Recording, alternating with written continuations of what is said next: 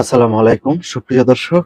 ভারত পাকিস্তান নিয়ে একটি নিউজ। ভারত পাকিস্তানের যুদ্ধবিরতিতে যুক্তরাষ্ট্রের হাত নেই বলেছেন জয়শঙ্কর। তা আমরা যতটুকু জানি, বিভিন্ন নিউজে যতটুকু প্রচারিত হয়েছে, এবং ট্রাম্প উনি যে বলেছে, আমার প্রশাসন সারা রাত্র জেগে থেকে সারা দিন অক্লান্ত পরিশ্রম করে দুই দেশকে যুদ্ধবিরতিতে সম্মত করা হয়েছে, সেই কথাটাই জয়শঙ্কর পুনরাবৃত্তি করছে যে না, যুক্তরাষ্ট্রের হাত নেই। তাহলে কার হাত আছে? যুগান্তরের একটি রিপোর্ট, চলুন বিস্তারিত শুনি। ভারত পাকিস্তানের মধ্যকার যুদ্ধবিরতিতে মার্কিন যুক্তরাষ্ট্রের কোনো হাত নেই বলে মন্তব্য করেছেন ভারতের পররাষ্ট্রমন্ত্রী এস জয়শঙ্কর। শুক্রবার নেদারল্যান্ডসের একটি সংবাদ মাধ্যমকে একথা জানিয়েছেন তিনি। ডয়েজ ভেলের এক প্রতিবেদনে বলা হয়, অপারেশন সিঁদুর এবং পরবর্তী ভারত পাকিস্তান সংঘর্ষ নিয়ে প্রশ্ন করা হলে জয়শঙ্কর বলেন, দুই দেশের মধ্যে যুদ্ধবিরতির চুক্তি একেবারেই দ্বিপাক্ষিক, সেখানে তৃতীয় কোনো দেশের হাত নেই। তিনি বলেন, 10 মে পাকিস্তান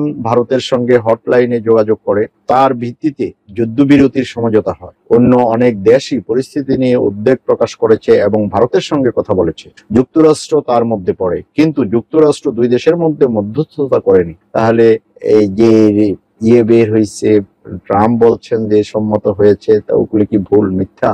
জয়শঙ্কর আরো বলেন, মার্কিন পররাষ্ট্রমন্ত্রী মার্কো রুবিও, জেডি ভ্যান্স যথাক্রমে আমাকে, প্রধানমন্ত্রী নরেন্দ্র মোদীকে ফোন করে আশঙ্কার কথা প্রকাশ করেছিলেন। যুদ্ধবিরতি চুক্তিতে তাদের কোনো হাত ছিল না। চমৎকার কথা। হাত না থাকলে তো নাই।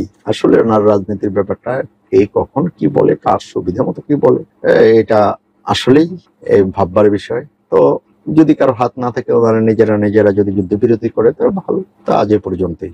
ভালো থাকবেন দর্শক। আল্লাহ হাফেজ।